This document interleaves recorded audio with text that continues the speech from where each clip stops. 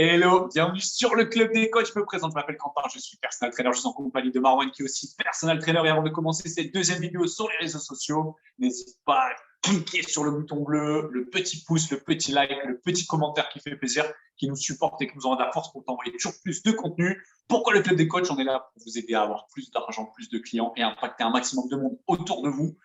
Marwan, je te laisse commencer sur ce sujet plutôt simple. Yes. Comment être à l'aise sur les réseaux sociaux? C'est une thématique super importante parce que moi, personnellement, tous les jours, je vois des trucs plutôt malaisants et je pense qu'on s'est dit, il y a peut-être une vidéo à faire sur ça. Exactement. Là, c'est un vrai sujet. Et, nous, on est présent sur les réseaux sociaux maintenant depuis plusieurs années concernant que ce soit sur… Là, on fait des vidéos pour YouTube depuis un petit moment maintenant, sur Facebook, sur Insta. En ce qui nous concerne, on ne va pas allonger la liste, mais les principaux sont là. YouTube, Facebook, Insta, on va dire. Au début, forcément, il y a toujours un petit truc avant de se lancer, notamment YouTube et Insta, je dirais, parce qu'on montre sa tête et ce n'est pas facile. Celui qui vous dit que c'est ultra naturel de s'afficher comme ça devant des gens et de commencer à raconter des choses, franchement, je pense qu'il m'étonne un petit peu. Et, euh, et effectivement, il y a des solutions, il y a même des techniques pour être à l'aise. La première chose que j'ai envie de dire, c'est que en fait, on n'est pas à l'aise rapidement. Ça peut prendre du temps et en fait, c'est tout à fait normal. Maintenant, un autre point, c'est que à quel point vous êtes mal à l'aise. Si vraiment vous êtes tétanisé, ce genre de choses, à montrer votre tête, allez-y progressivement. Commencez par être présent sur les réseaux sociaux sans forcément afficher votre tête ou parler de vive voix. Vous pouvez commencer tout simplement par des posts, ensuite par des photos, peut-être par, je vais dire, peut-être pas des podcasts, mais voilà, utiliser de la progressivité pour ensuite arriver à ce que vous voulez, à savoir faire des stories sur Insta ou des vidéos sur YouTube. Yes. Et c'est comme tout, hein, c'est en forgeant qu'on devient forgeron. Moi, le premier, je peux vous dire qu'au début, j'étais vraiment. Moi, là-bas, je n'aime pas les réseaux sociaux, j'aime pas YouTube, j'aime pas, voilà, etc. Donc, quand je me suis dit, attends, tu vas faire des vidéos YouTube, tu vas faire des stories sur Insta, c'était compliqué pour moi, donc ça a pris un peu de temps. Mais après, honnêtement, en s'entraînant avec des petits tips, c'est un truc tout bête. Hein. Vous voyez, le fait d'avoir un stylo dans la main, bah, ça permet de gérer son stress, ça permet de gérer plein de trucs. Moi, ça, je l'ai tout le temps, j'en aurais peut-être plus besoin maintenant, mais c'est resté, voilà, je l'ai tout le temps dans la main et c'est comme ça m'aide à pouvoir être entre guillemets à l'aise. Et pour revenir sur le sujet, du coup, on en a vu beaucoup, parfois qui faisaient des vidéos, etc. Moi, comme je disais, c'était un peu malaisant.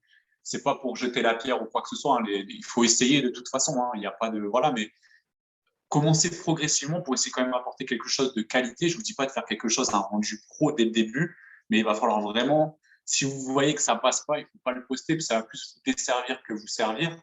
Notamment aussi tout à l'heure, on disait au niveau des photos, etc. Moi, je vois beaucoup de choses. Alors, je sais que c'est notre métier qui se prête un peu à ça aussi, peut-être. On est coach sportif, on est personal trainer, on représente une image. Mais personnellement, il n'y a pas besoin de se mettre à poil sur les réseaux pour pouvoir vendre du personal training. Ça, c'est aussi un gros tabou un peu dans notre métier de se dire voilà, il faut afficher le six-pack, il faut afficher les biceps, il faut afficher le fessier pour mesdames. Enfin, c'est pas quelque chose d'obligatoire. Si vous voulez le faire, faites-le, vous êtes à l'aise avec, tant mieux. Mais honnêtement, c'est pas ça qui va vous ramener des clients. Et une fois qu'on a intégré ça, je pense qu'on a intégré une grosse partie des réseaux sociaux par rapport à notre activité. Et honnêtement, si vous voulez inspirer, si vous voulez que les personnes s'identifient à vous, c'est pas ça qui va faire qu'elles vont s'identifier à vous.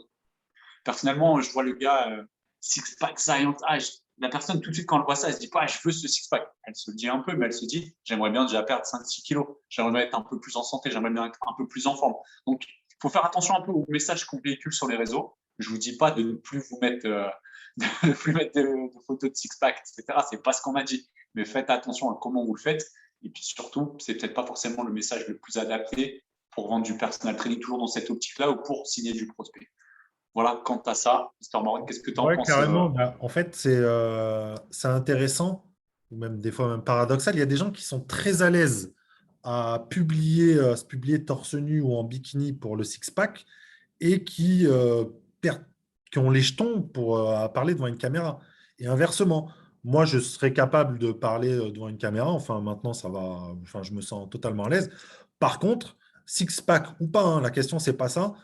poser nu pour des questions de pudeur aussi, hein. Il y a des gens qui ne veulent pas voilà, se mettre voilà, en torse nu devant et prendre une photo. Et donc, tout est relatif, hein. On peut croire que celui qui pose pour le six-pack, il est totalement à l'aise. Il est totalement à l'aise pour la photo, mais peut-être qu'il n'est pas du tout à l'aise pour parler devant une caméra. Après, ce qu'il faut se dire aussi, et Quentin l'a dit, c'est que les vidéos, au début, on peut ne pas les publier, c'est-à-dire s'entraîner à parler devant sa caméra ou devant son miroir, regarder la vidéo, peut-être juste la faire regarder à vos proches. D'ailleurs, il y a un entrepreneur français qui disait ce qui est intéressant quand tu commences, quand tu te lances en vidéo, par exemple sur YouTube, c'est qu'il y a une bonne et une mauvaise nouvelle. C'est que la bonne nouvelle, il n'y a que ta mère qui va regarder la vidéo et la mauvaise nouvelle, c'est qu'il n'y a que ta mère qui va regarder la vidéo. Donc, on n'a rien à perdre, on s'entraîne. Et, euh, et puis, il faut se dire aussi une chose, c'est que finalement, les gens que vous intéressez pas, ils ne vont pas s'abonner à votre profil Instagram, ils ne vont pas s'abonner à YouTube. Ils vont vous regarder, ils vont voir un inconnu qui parle, et ils vont zapper. Mais il y en a qui vont s'abonner, justement, et qui vont apprécier. Et c'est eux qui vont rester. Donc, finalement, vous récolterez que ceux qui vous apprécient déjà. Donc, il ne faut pas croire que lorsqu'on commence sur Internet, tout de suite, on a comment on les appelle? Haters. Des haters qui viennent et qui te défoncent alors que tu viens juste de publier. Non. Euh, à la limite, plus tu as de haters, mieux c'est. Ça veut dire que ton audience s'élargit et que malgré tout, tu as t'as des haters qui viennent un petit peu, qui s'y introduisent un petit peu. Mais à la limite, c'est un signe de succès finalement.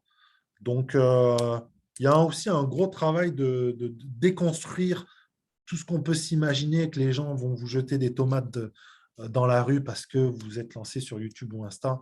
Les gens, en vrai, ils s'en fichent, quoi. Soit ils vous suivent parce qu'ils sont intéressés, soit ils ne sont pas intéressés, ils ne vous suivent pas. Et un petit point qui va vous aider énormément, moi perso, c'est un peu ce qui m'a fait un déclic aussi.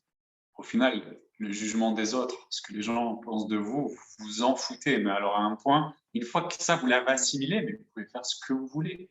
Alors, une fois qu'au début, c'est pas facile, parce que comme l'a dit Marwan, on pense qu'il y a plein de gens qui vont regarder, qui vont ci, qui vont là. Mais au final, vous vous en foutez, parce que c'est pas eux qui vont vous apporter à manger, c'est pas eux qui vont ramener de chiffre d'affaires, c'est pas eux qui vont, voilà. On s'en fout de tout ça. Donc, et même s'il y a des gens qui disent, ouais, t'as vu lui, il a mis une vie, on s'en fout, clairement. À un moment donné, si vous voulez passer level up un peu dans votre business, que ça soit dans, voilà, le personal training ou même autre chose, hein, si vous voulez vous afficher sur les réseaux, ben, il va falloir en passer par là et puis vous dire, voilà, ça plaît à ceux qui ça plaira et ça plaira pas à ceux qui ça plaît pas. Et en parlant des haters, même nous, je veux dire, à notre modeste niveau, avec le club des coachs, on a reçu des messages des fois, mais il faut vous dire, les gars, on apporte du contenu gratuit, on apporte un peu notre expertise, on se faisait scudder. Il faut le prendre en rigolant, il ne faut pas prendre les choses à cœur. Si vous prenez les choses à cœur, vous êtes foutu et vous n'allez pas rester longtemps, malheureusement, sur les réseaux. Et puis voilà, vous leur répondez avec le sourire aux lèvres, avec un peu d'ironie, comme vous savez faire, parce que vous êtes plus mal à queue, parce que voilà, c'est comme ça, vous faites partie du club des coachs. Ou vous ne répondez pas.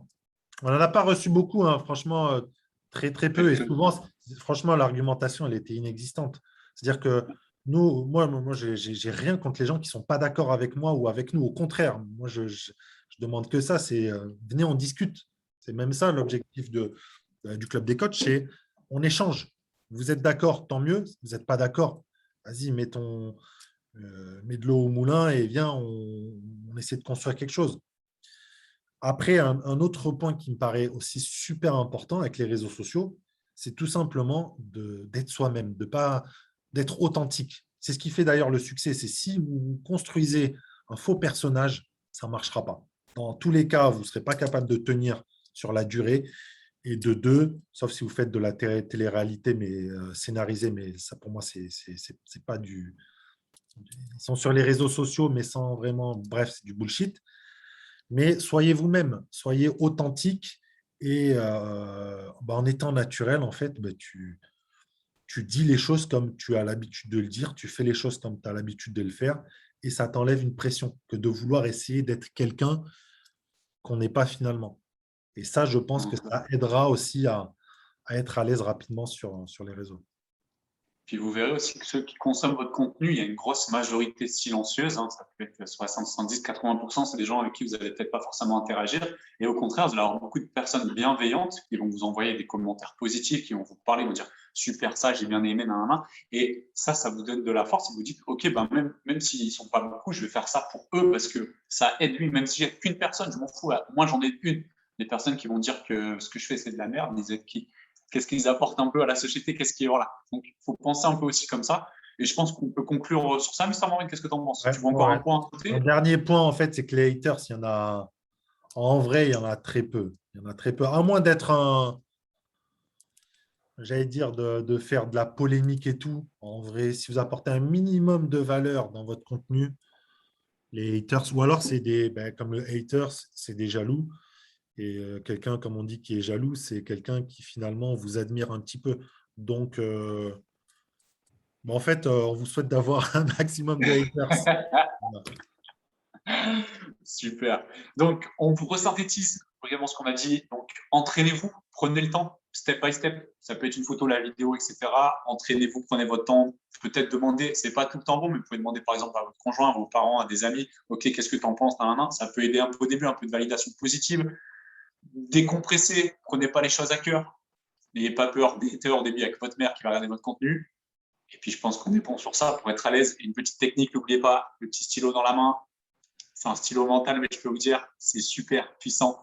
Prenez soin de vous. On vous retrouve très vite. C'était la vidéo numéro 2 sur les réseaux sociaux. La prochaine arrive la semaine prochaine. Ciao, ciao.